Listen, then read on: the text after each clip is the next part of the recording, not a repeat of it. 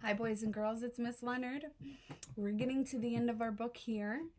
I'm reading Roald Dahl, George's Marvelous Medicine, Chapter 14, Marvelous Medicine number 4. Back in the kitchen once again, George, with Mr. Cranky, watching him anxiously, tipped a half pint of engine oil and some antifreeze into the giant stewing pot. "Boil it up again," cried Mr. Cranky. "Boil it and stir it." He didn't boil it and stir it more than once the first time.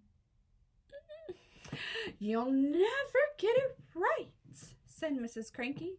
"Don't forget, you don't just have to put in the same things, but you've got to do exactly the same amount of things. And how could you possibly do that?" "You keep out of this," cried Mr. Cranky. "We're doing fine. We've got it this time. You'll see if we haven't." This was George's Marvelous Medicine number 4, and when it had boiled for a couple of minutes, George once again carried a cupful of it out into the yard. Mr. Cranky ran after him. Mrs. Cranky followed more slowly. "You're going to have some mighty weird chickens around here if you go on like this," she said. "Dish it out, George," cried Mr. Cranky.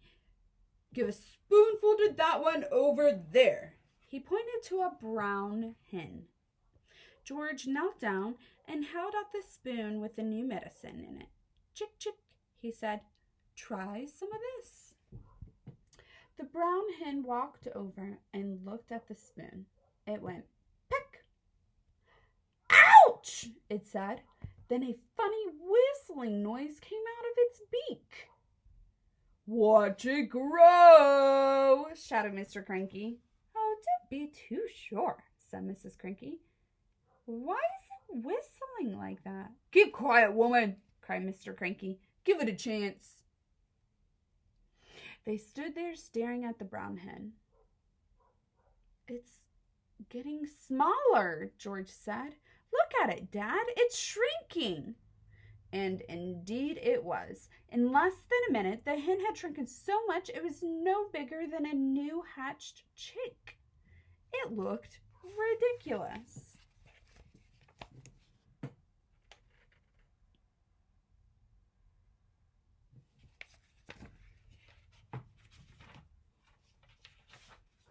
That's chapter 14.